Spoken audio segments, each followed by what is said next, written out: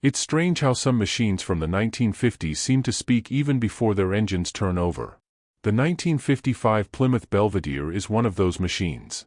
At first glance, it looks like any other mid-century American sedan, elegant tail fins just starting to appear, a wide chrome smile, and proportions that fit perfectly in a decade obsessed with optimism. Most people see only the shape, the badges, the nostalgic color palettes. But the real story, the part almost nobody talks about, lies under the hood. It lies in a motor that wasn't just another piece of machinery, it was an experiment, a quiet engineering gamble hidden behind the comforting language of brochures and advertisements. People today think they know the Belvedere, but they usually know only the body, not the heart beating inside it. The year 1955 marked a radical shift for Plymouth. Chrysler was desperately trying to reinvent itself after losing ground in styling and performance during the early 50s. Chevy introduced its now famous small-block V8. Ford launched its Y-block. Every manufacturer seemed ready to prove the future belonged to engines that were smaller, more efficient, yet more powerful than anything the previous decade had imagined. Plymouth had been viewed as conservative, practical, slow to adopt bold innovations. But beneath the surface, a quiet revolution was being prepared, one that would later be overshadowed by the louder V8 wars of Detroit, leaving behind a motor that engineers still look back on with both admiration and a bit of disbelief. The thing nobody ever mentions is that the Belvedere's power plant was never intended to be just a regular engine. Sure, the marketing material called it the Hi-Fire V8, focusing on its hemispherical combustion chambers and its promise of smooth power delivery. But this was only the public-friendly explanation. The internal documents, the handwritten notes from engineers working late hours in dusty drafting rooms, reveal something completely different. Chrysler was testing the limits of combustion efficiency before efficiency was even a fashionable goal. They wanted an engine that could breathe like a racing motor yet behave politely on American highways.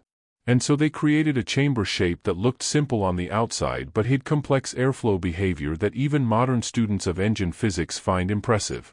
People always talk about the Chrysler Firepower Hemi engines from earlier years, but almost nobody focuses on the compact, more subtle hemispherical design in the Hi-Fire V8. It wasn't a true Hemi, at least not in the purest sense. It was a hybrid, a compromise, a reimagining of how air should swirl inside a combustion chamber.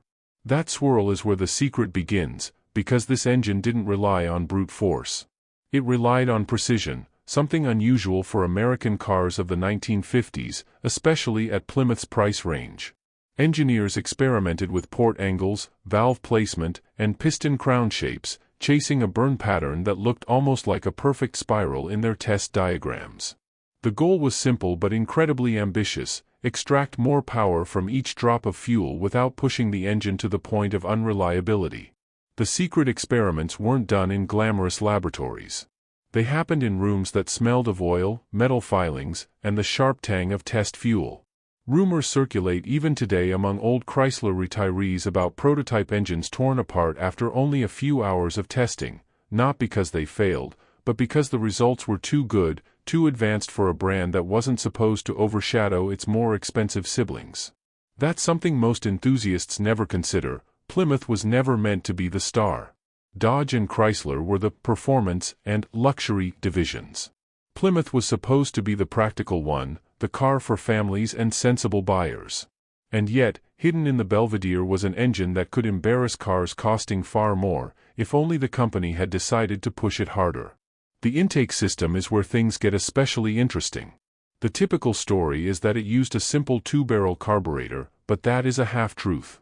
Internally, multiple prototypes tested different Venturi shapes to optimize airflow at mid-range RPM. One version used a progressive linkage that opened the primary and secondary barrels at an unusual rate, allowing the engine to transition more smoothly from low-speed cruising to strong acceleration. This meant the Belvedere could feel relaxed in city driving and surprisingly eager when the driver pressed the pedal a bit deeper. Ordinary drivers never knew why the car felt so responsive for its era, but engineers knew. The secret was airflow modulation, not raw displacement. Displacement, of course, still mattered. The 241 and 260 cubic inch Hi-Fire V8 versions offered enough power to make the Belvedere competitive, but what mattered wasn't the number. It was how efficiently the engine used that displacement. The pistons were lighter than people assume, designed with a subtle dish shape that improved energy transfer and reduced knock tendencies. Chrysler aimed to reduce reciprocating mass, something that racers would later obsess over. But here it was, in a family sedan, half a decade before the muscle car era even began. The more one examines it, the more one realizes how out of place this level of engineering refinement was in a mainstream Plymouth. What people rarely acknowledge is how quiet the engine is when properly tuned. Not quiet in a muted or muffled way, but quiet in its internal motion. There is a mechanical balance in the high-fire V8 that comes from the clever symmetry of valve arrangement and combustion forces. Each cylinder fires in a rhythm that feels almost intentional, like a well-rehearsed orchestra where every instrument knows exactly when to speak and when to rest. This characteristic made the Belvedere feel more refined than its rivals. Yet this refinement was almost accidental, a byproduct of chasing efficiency and combustion quality rather than luxury. But the real mystery begins with the version of the engine that almost nobody outside engineering circles ever saw. There were experimental blocks made from a different alloy composition, aiming to reduce weight without sacrificing structural rigidity. These blocks had internal ribbing, shaped in patterns that resembled honeycomb structures. The design was years ahead of its time, hinting at a direction Chrysler might have taken if budgets and corporate priorities had aligned differently. Some say these prototypes still exist somewhere, stored in forgotten warehouse corners, covered in dust but still intact. Whether or not that's true is hard to verify. But the fact that several engineers who worked at Chrysler during the mid-50s independently recall these lightweight blocks suggests the story isn't a myth. Even more secretive were the camshaft profiles tested for the Belvedere's engine. Chrysler's public specifications mention a relatively mild cam designed for smooth operation, but early development notes show much more aggressive profiles. These cams lifted the valves higher and kept them open for longer, allowing remarkable breathing characteristics at higher RPMs. Engineers ran simulations on mechanical calculators, yes, calculators with cranks and gears, to determine how much airflow the engine could handle without compromising drivability. Some tests were reportedly shocking, with power figures that would have placed the Belvedere far above its intended market segment. Corporate executives, however, intervened. They forced the engineers to detune the camshaft to prevent Plymouth from competing with Dodge's performance line. The carburetor isn't the only place where quiet innovation occurred. The exhaust manifolds were shaped to encourage better scavenging, something rarely prioritized in mass-market cars of the time. Engineers angled the outlets so that exhaust pulses from one cylinder helped draw the gases from the next, creating a primitive but effective pulse-tune system. This added torque in the mid-range, making the car feel surprisingly lively when merging onto a highway or overtaking another vehicle. Again, the public never heard about this. Plymouth didn't market it, journalists didn't write about it, and buyers didn't know why their Belvedere felt stronger than expected. It simply happened because the engineers working on the project believed that every detail mattered. Cooling was another area of hidden refinement. Cars from the 1950s often struggled with overheating in hot climates, but the Belvedere's engine featured water passages shaped to funnel coolant toward the hottest zones of the cylinder head. The flow wasn't uniform, it was directed, guided deliberately to areas where combustion induced the highest thermal stress. The result was improved thermal stability, allowing the engine to run cleaner and more efficiently under various conditions. This detail, invisible to buyers and ignored in brochures, made the Belvedere a remarkably reliable car for its era. There's also something deeply human in the way this motor was created. The mid-1950s were a time when engineers relied more on intuition and hands-on experimentation than on computer modeling. Men leaned over blueprints, measured components with precision tools, and made decisions based on experience and feel. When they shaped the combustion chamber, they imagined the airflow like sculptors imagining clay. When they tuned the ignition curve, they listened to the engine as if it were an instrument. This craftsmanship is part of why the Belvedere's engine feels alive in a way modern engines rarely do. It carries the fingerprints, literally and metaphorically, of the people who built it. Drivers in 1955 didn't know any of this. They didn't know how much effort went into balancing the crankshaft to reduce vibration, or how many hours were spent testing valve springs to find the perfect combination of strength and responsiveness. They didn't know how close Plymouth came to releasing an engine with racing-level airflow characteristics. They simply turned the key, heard the firm but gentle rumble of the high-fire V8, and drove away. But beneath the simplicity they experienced, the engine hid stories of innovation, ambition, and suppressed potential. The high-fire V8 was meant to do more, much more, than the world ever allowed it to do. Yet the most mysterious part of all is something whispered in car circles and rarely documented. Some mechanics who worked at dealerships in the late 1950s claimed that a small number of Belvederes arrived with engines that felt noticeably stronger than the published horsepower ratings. These hot engines accelerated harder, revved cleaner, and seemed almost eager to push beyond their expected limits. Whether these engines were accidental anomalies, prototypes mistakenly sent to dealers, or deliberate but unpublicized releases remains a topic of debate.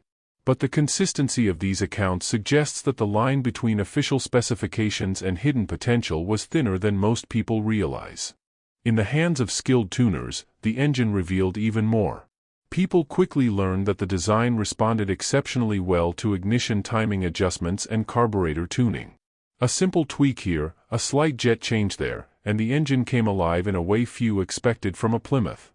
This responsiveness hinted at the truth: the underlying architecture was more advanced than Plymouth was allowed to advertise. Instead of being designed merely for reliability, the engine was built with enough structural margin to handle more stress, more airflow, and more fuel than the factory settings permitted. When you step back and look at the entire picture, the secrecy makes sense. Chrysler had to balance corporate identity, brand hierarchy, and financial priorities. Allowing the Belvedere to outperform cars in higher divisions would have disrupted the carefully constructed pyramid of value. So the engine's real potential stayed hidden, locked behind conservative tuning and modest marketing. And over time, as new engines and new eras arrived, the tale of the Belvedere's secret motor faded into obscurity. But the metal remembers. Every surviving Belvedere built in 1955 still carries traces of this quiet engineering rebellion.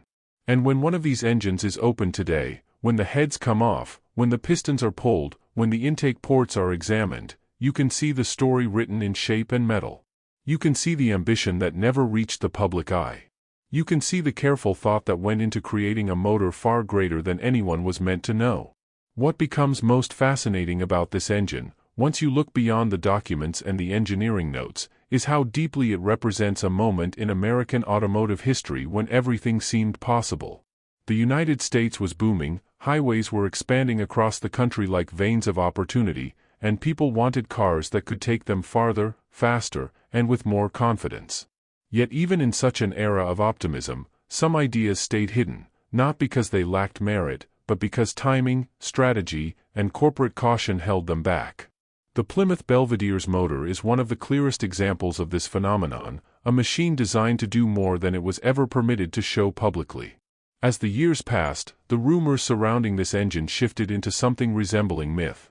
Car enthusiasts began hearing fragments of stories from retired engineers, former test drivers, and old mechanics who remembered unusual behavior during routine maintenance. One such mechanic, interviewed decades later, recalled a Belvedere that idled like silk but pulled like a mule, a phrase that sounds impossible until you understand the combustion efficiency built into the engine's DNA. Another technician remembered seeing early test engines disassembled at a Chrysler facility, their pistons marked with machining patterns he never saw again in production vehicles. These testimonies, scattered across time and memory, build a picture that aligns with the engineering philosophy of the era. If something could be made better, even secretly, it often was. The true secret of the engine wasn't just in its parts but in how those parts interacted. The camshaft, the combustion chamber, the intake angles, and the swirl characteristics created a synergy that went far beyond the sum of its pieces. If you isolate any one component, the valve sizes, the port shapes, the timing curve, it looks modest, even conservative. But when all of them work together in harmony, they create an engine with characteristics that seem to escape its official specifications. This is the kind of design you normally see in engines built for competition, where everything is balanced with intention and precision. Yet here it was, hiding inside a family sedan. One of the most surprising discoveries for modern restorers is how durable the engine truly is. People expect longevity from robust American V8s, But this motor behaves differently. The wear patterns on components often look unusually even, as if the engine distributes stress more efficiently than others of its era. The bearings tend to age gracefully, the cylinder walls show minimal scoring, and the heads resist cracking even after decades of use. Mechanics who rebuild these engines today often pause, puzzled, realizing that the components seem overbuilt for a car designed for middle-class buyers. This over-engineering, intentional or not, is a clue to the original ambition behind the design. The engine was made to withstand more than it was ever asked to deliver. Some of the strangest examples come from testing logs that survived in private collections. A handful of early engines reportedly handled high RPM ranges without demonstrating the valve float characteristics common in their contemporaries. Others tolerated aggressive ignition timing without detonation, thanks to the chamber shape that kept combustion temperatures stable. These traits made the engine a playground for tuners who discovered that, with only moderate modifications, the motor could behave like a completely different animal. Whether Chrysler quietly encouraged this experimentation or simply allowed the design to speak for itself is something nobody knows for certain. There were whispers that Chrysler considered introducing a performance package for the Belvedere using a more aggressive cam and a larger carburetor. Some prototypes were allegedly tested with a 4-barrel configuration that dramatically increased airflow and responsiveness. Engineers supposedly prepared data showing that such a configuration would place the Belvedere dangerously close to outperforming models higher up in the corporate hierarchy. This idea was quickly discarded. The Belvedere, after all, wasn't meant to be a performance flagship. It was meant to be respectable, practical, and visually appealing, never dominant. And so the prototypes were dismantled, their secrets buried along with goals that might have reshaped Plymouth's identity forever. When discussing engines from the 1950s, people often forget how much politics existed behind the scenes. Brands needed to maintain their roles. Plymouth couldn't overshadow Dodge. Dodge couldn't overshadow Chrysler. And Chrysler couldn't threaten the prestige of Imperial. Engineering brilliance had to be balanced with business logic, and in this logic, sometimes the most advanced work remained in the shadows. This is why the Belvedere's motor became a paradox, an engine celebrated by those who knew it intimately, yet largely ignored by the wider world. But even ignored brilliance has a way of resurfacing. In the 1970s and 1980s, when nostalgia for classic American cars began to rise, restorers and hot rodders rediscovered the Belvedere's engine. Some expected it to behave like any ordinary small V8 from the era, decent power, relaxed cruising, limited tuning potential. Instead, they found an engine that responded like a tightly wound spring. With modern carburetors, improved ignition systems, and freer-flowing exhaust setups, the engine woke up with a kind of enthusiasm that felt unnatural for its age. The reason, of course, was predictable: the foundation had always been there. The engineers who created it had built something capable of more than the world had ever demanded from it. One of the most fascinating aspects of the Belvedere's engine is its sound. Not the deep rumble associated with large American V8s, nor the harsh crackle of performance-tuned engines, but something smoother, almost refined. When tuned properly, the engine emits a harmonic resonance, the result of balanced firing pulses and efficient combustion. Drivers often describe it as confident, a tone that suggests the engine has more to give even when it's not being pushed. Sounds are rarely mentioned in technical discussions, but in this case, they reveal something important. An engine that breathes efficiently produces a sound that feels controlled, not chaotic. The oiling system is another underrated achievement. While many engines from the era suffered lubrication issues at high speeds, the Belvedere's motor featured channels strategically designed to maintain pressure where it mattered most. This allowed sustained operation without the overheating or bearing failure that plagued competitors. Engineers understood that efficiency meant nothing without durability, and so they overdesigned areas that would face the greatest stress. This is why so many surviving examples still run smoothly, even when worn. The architecture itself was forgiving, designed to maintain stability even under imperfect conditions. Yet despite all these innovations, the engine never gained mainstream recognition. It never became legendary. It never reached the mythical status of high-performance HEMAS or the iconic reputation of Ford's small-block designs. Instead, it became a quiet chapter in automotive history, appreciated only by those who took the time to understand its complexity. Its lack of fame wasn't due to a lack of merit, it was due to circumstance. Plymouth was not a brand people associated with engineering breakthroughs, and the company itself never marketed the motor's true potential. Without marketing, the story never entered the public consciousness. And so, the engine became a secret not in the sense of being intentionally hidden, but in the sense of being overlooked. Some secrets aren't locked away, they simply go unnoticed. The Belvedere's motor is one of them. A machine that performed beyond expectations, that incorporated ideas ahead of its time, that responded to tuning like a racing engine disguised as a family car, and yet remained invisible to the broader narrative of American automotive evolution. But secrets have power, even when forgotten. And when someone today takes the time to understand what made this engine special, they often feel a sense of amazement. They see how airflow, combustion efficiency, durability, and subtle experimentation came together in a way no one expected from Plymouth. They see the potential that corporate decisions suppressed. They see the brilliance that engineers poured into every curve, bolt, and chamber. And they see why those who know this engine speak about it with a mixture of admiration and nostalgia. In a way, the engine represents a what-if moment. What if Plymouth had been allowed to pursue performance? What if the more aggressive camshafts had made it into production? What if the lightweight alloy blocks had been used? What if the four-barrel prototypes had become a performance option? What if the Belvedere had been positioned not just as a stylish family car but as a sleeper capable of challenging far more expensive machines? History would have looked very different. Plymouth might have earned a reputation for innovation earlier.